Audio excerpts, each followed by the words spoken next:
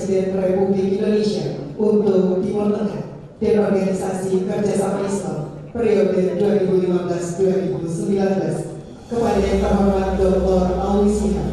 Disilakan. Bismillahirrahmanirrahim. Excellency, Minister of Law and Human Rights,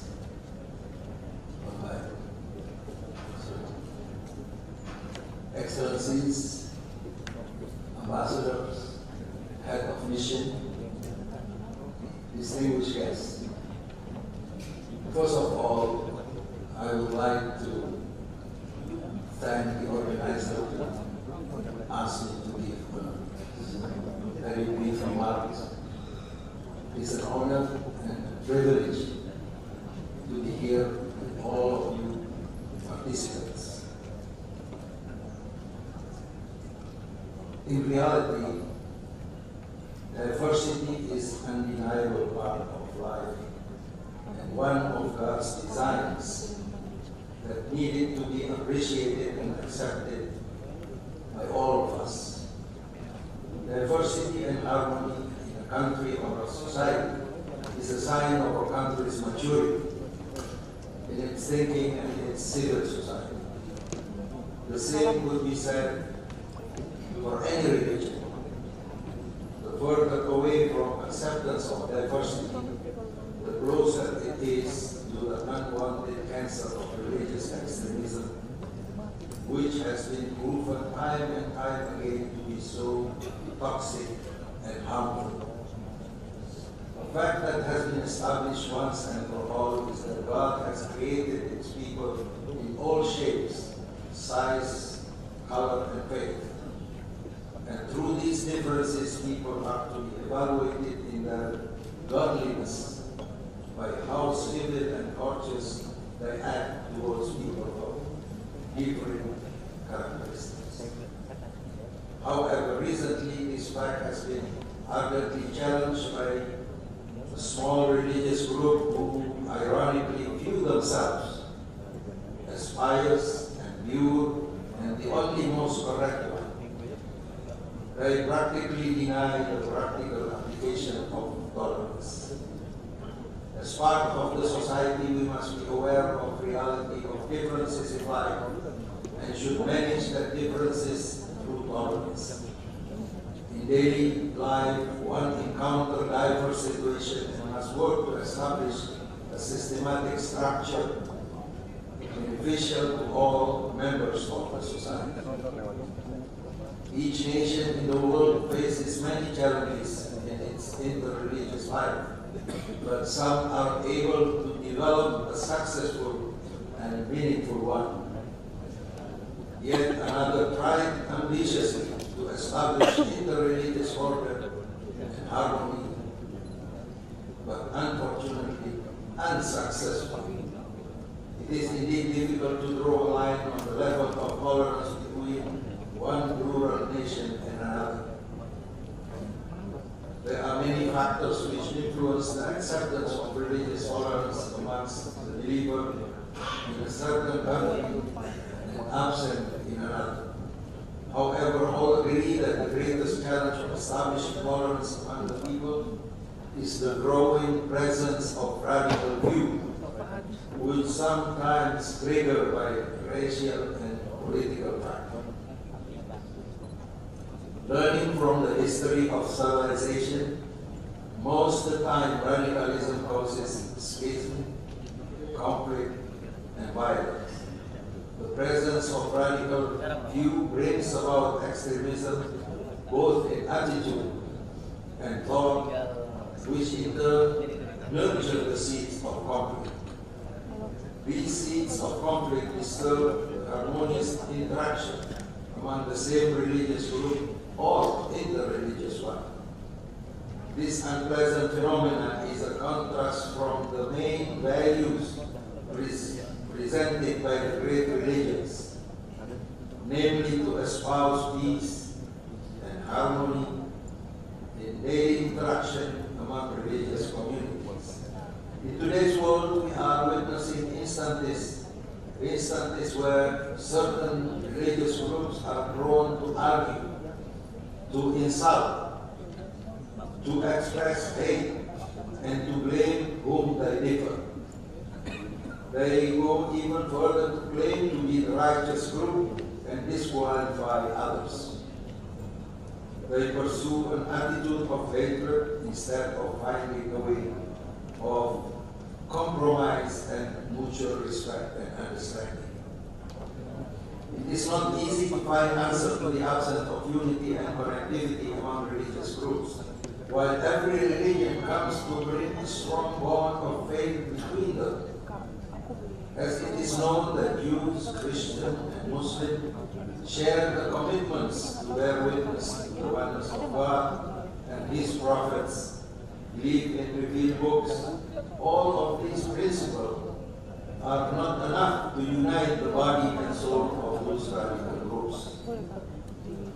From this spirit of proximity and family relation, that the Quran urged Muslims to come to a world of common agreement with three Abrahamic religions to worship no other than God.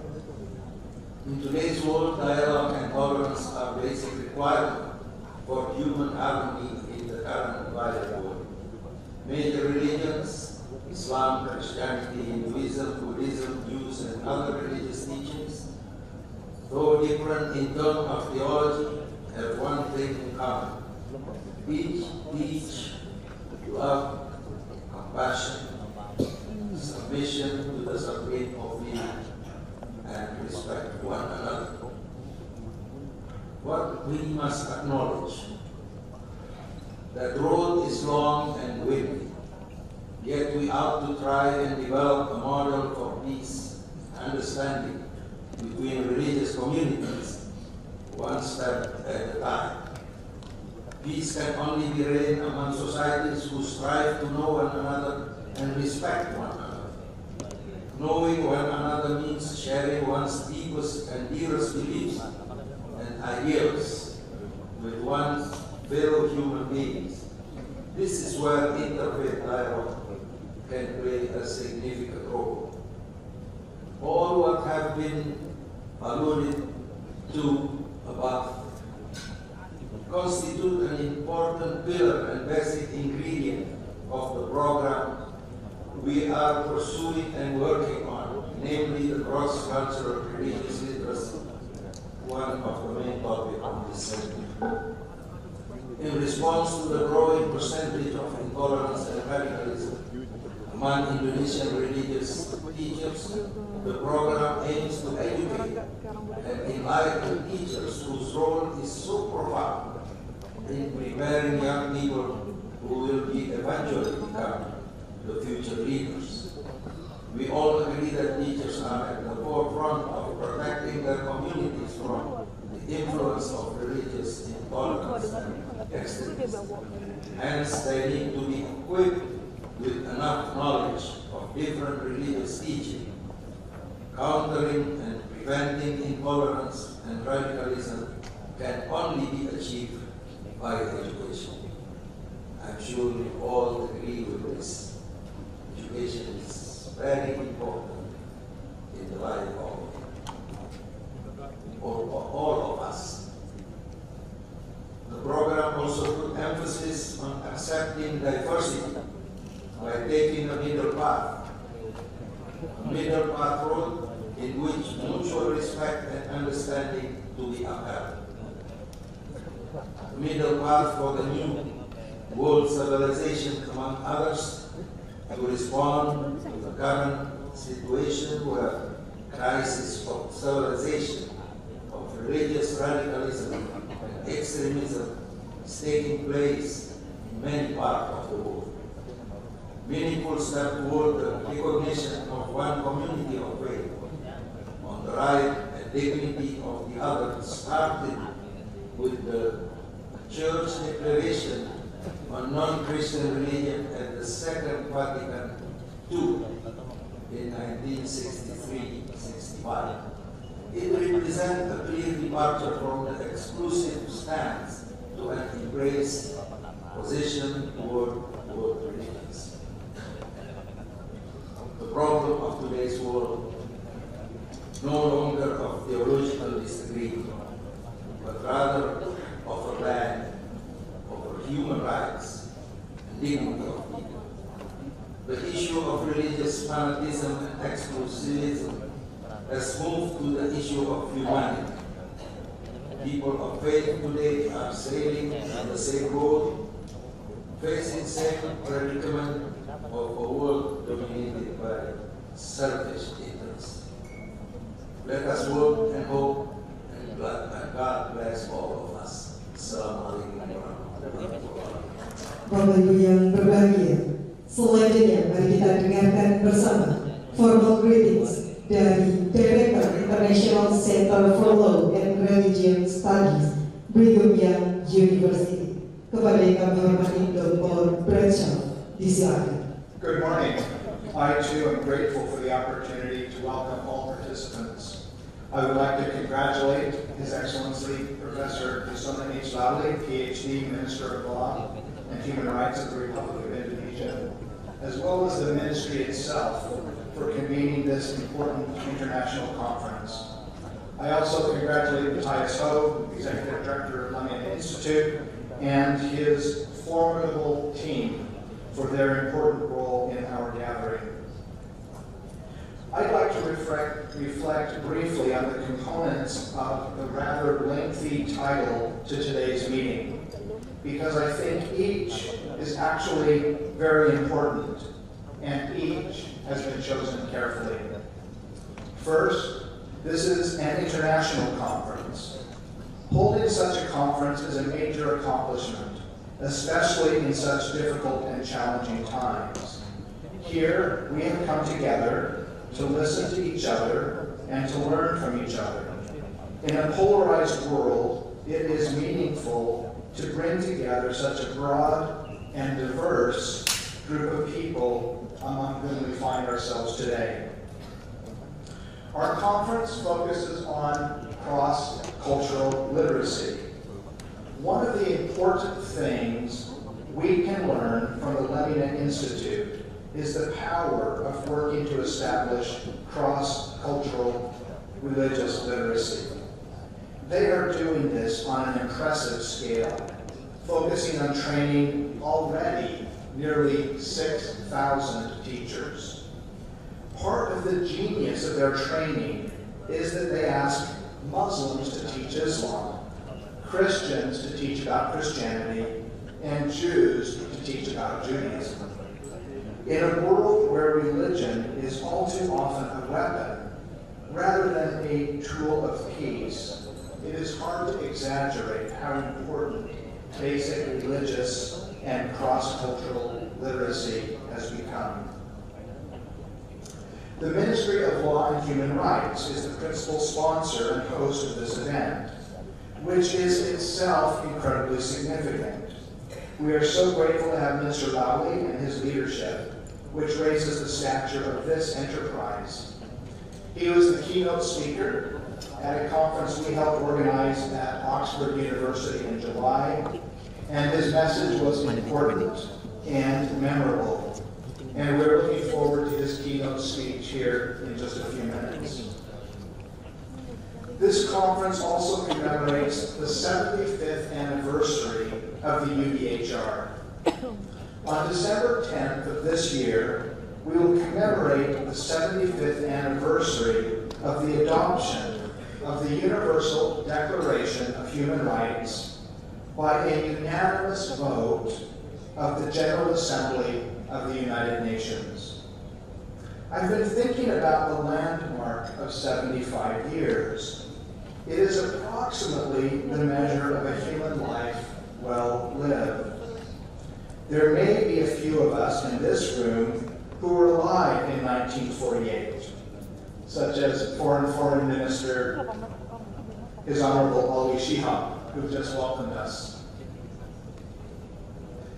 75 years is a length of time we can comprehend, since we know people who are that age and older, and we can imagine ourselves living that long. The commitment to human rights arose out of the crucible of two devastating world wars, the Holocaust and the deployment of a weapon, the atomic bomb, that ushered in a world where humanity quite literally had the power to destroy the earth and life on it. The statesmen and stateswomen who negotiated and adopted the UDHR were not starry-eyed idealists. They were realists who believed the world needed to find a better way. The most important animating ambition of the UDHR was deceptively simple. Never again. Never again world war. Never again genocide aimed at destroying an entire faith community. Never again. Never again. Never again. Human dignity. The theme of this conference is human dignity, which was not only the foundational principle of the UDHR, a principle that made the human rights movement possible. It is also a concept that can help open doors, build bridges, and find common ground in our world today. I'll speak later this morning about several important human dignity initiatives that our center, together with numerous global partners, are working on to commemorate the 75th anniversary of the UDHR, including book projects on Asian perspectives of human dignity, African perspectives of human dignity, and Islamic perspectives on human dignity. Several people who are here are contributing to this conference and to those projects as well. We are also working on a project to encourage the United Nations General Assembly to create an annual UN Human Dignity Day on June 10th as a complement to Human Rights Day, which is commemorated each year on December 10th. We hope you will all join this effort. This conference also aims to foster the rule of law. If we care deeply about human dignity, we will care about the rule of law, which at its heart is committed to the idea that the law applies equally to all of us, including the lawmakers. And finally, our goal is to help create peaceful and inclusive societies. Here we all have much to learn, including, importantly, from Indonesia, which is a global leader in creating and sustaining ideals and mechanisms that help promote peaceful and inclusive societies. In conclusion, this conference theme is not just lengthy. It is carefully chosen and extremely important. We are again grateful to the Ministry of Law and Human Rights of the Republic of Indonesia for giving us the opportunity over the next 2 days to think constructively about these important issues, and to then return to our homes and our vocations with additional capacity and commitment to realizing the ideas and ideals around which we convene. Thank you to all who have gathered together. Bapak Ibu yang kami hormati, selanjutnya mari kita ikuti bersama formal greetings dari Presiden International Religious Freedom Secretariat kepada yang kami hormati Mrs. Nadine Maenza di slide. Good morning, Your Excellencies, ambassadors, and distinguished guests. It is such an honor to be with all of you today at this important conference on dignity and rule of law for a peaceful and inclusive society, and of course focusing on cross-cultural literacy. I'd also like to thank you for these beautiful gifts this morning. It reminds me of the diversity in the really beautiful country of Indonesia, so thank you for this. And I'd first like to especially thank the Minister of Law and Human Rights of the Republic of Indonesia, His Excellency, Professor Yusana Lawi, and the entire ministry, as well as the Leimena Institute, for serving as our hosts and gathering us all together today. I first had the opportunity and pleasure to visit Indonesia while a commissioner on the U.S. Commission on International Religious Freedom, or USERF. During my visit, I remember being struck by the diversity and beauty, as I just mentioned, of this country. and also by the success of some of the multi-faith forums we visited throughout the country as a model for working towards inclusive communities. So after finishing my second term at USERV, I joined Greg Mitchell at the Secretariat because where I was seeing real improvements on the ground for religious freedom globally, I saw our Secretariat, religious freedom roundtables, and many of our partners who are speaking here today.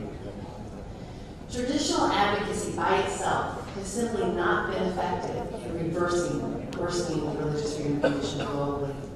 I've traveled extensively over the past few years and have been able to see firsthand deteriorating conditions and growing social hostility based on religion. I've been inspired by the new approaches by our Secretariat, Templeton Religion Law, Leimena Institute, the International Center for Law and Religion Studies, and others speaking here, that are focused on bringing people together, engaging and learning from one another, and working together to build multi-faith relationships, social cohesion, security and stability, and peace and prosperity. This is the basis of the Religious Freedom Roundtables we convened in Washington, D.C., and in almost 40 countries globally. The most impactful results are seen when governments, religious communities, and civil society strategically work together to build societies where all are treated as having the same human dignity, regardless of religion, ethnicity, gender, or social status. This is how to improve religious freedom conditions globally and long-term. Cross-cultural religious literacy plays a key role here as well, as you learned. When we understand one another, we no longer fear those different than ourselves. It becomes natural to live together peacefully. This equal and inclusive citizenship is the cure for so much instability and violence we are seeing around the world today. During this visit, as I consider recent progress in Indonesia, I am struck by the success of the Leimena Institute's program on cross-cultural religious literacy and the engagement by the ministry here and how they're working together to make a real difference. It's amazing that, as you just heard, over 6,000 or close to 6,000 teachers and educators have been trained in cross-cultural religious literacy in 34 provinces. In this age of internet with fast-moving information, this is a long-term investment that will protect society from being victimized by dangerous misinformation or bad actors that may try to divide a community based on religion. When cross-cultural religious literacy is done ahead of time, that misinformation will fall on deaf ears. This allows for flourishing societies, even in these complicated times. With the void of leadership in the world today, I'm inspired by Indonesia's leadership in promoting inclusive societies, cross-cultural literacy, and human dignity both regionally and globally. We hope others will follow your lead and reap the sweet rewards of peace and stability. Please know that the Earth Secretariat is ready for future partnerships and is so honored to be here participating in this conference. Thank you so much. I very much regret that due to an immovable conflict, I'm not able to be with you in Jakarta. I'm grateful for this opportunity to greet you on behalf of the Templeton Religion Trust, and I want to begin by thanking the Ministry of Law and Human Rights for its leadership in hosting these conversations. We're pleased and proud to be in a position to partner with you through our support of the Leimena Institute and the International Religious Freedom Secretariat, and our working relationship with our friends from Brigham Young University. In his 2018 Reflections on History, Professor Ahmad Shafi'i Ma'arif points to the generosity of spirit that animates honest, sincere pluralism, which, as he puts it, shows in our willingness to recognize the rights of others to hold that the greatest truth resides in their respective religions, even if we do not agree with them. Cross-cultural religious literacy, along with freedom of conscience and a citizenly commitment to work respectfully alongside neighbors with whom we do not necessarily agree on matters of religious faith, are among the keys to constructive engagement of the many cooperative and sustainable development challenges and issues of common concern we're facing internationally and within our respective societies. The more than 5,000 teachers trained so far by the Leimena Institute's cross-cultural religious literacy programming in close partnership with the Ministry of Law and Human Rights, and to date 20 religious and educational institutions within Indonesia, most of which are represented in this gathering, is a very strong beginning. And Leimena's partnership with the Ministry of Law and Human Rights in planning and executing this conference strengthens the ecosystem of support for your collective efforts to build a peaceful and inclusive society, and signals a new phase of Indonesian leadership in Southeast Asia and in other parts of the world, placing equal citizenship, religious literacy, and constructive multi-faith engagement on the transcultural, transnational foundation of human dignity, as enshrined in the Universal Declaration of Human Rights, whose 75th anniversary we're now commemorating. Most of us cannot remember a time when humanity has faced so many existential challenges at the same time. The need for international cooperation has seldom been greater. At the same time, unfortunately, the obstacles to it have seldom seemed as potent, both in geopolitical terms and within the human heart. With our partners in Indonesia, we're convinced that mutually respectful collaboration is strengthened by a more complete awareness of our differences, particularly in the context of religion, which, far from being a part of the problem, is in fact, within the framework of cross-cultural religious literacy, an important part of the solution. I'd like to close by again thanking our hosts, the Ministry of Law and Human Rights, and the Leimena Institute, along with the organizations whose representatives fill this room, for your vision and courage. Be well, and I look forward to joining you in person on a future occasion. Thank you.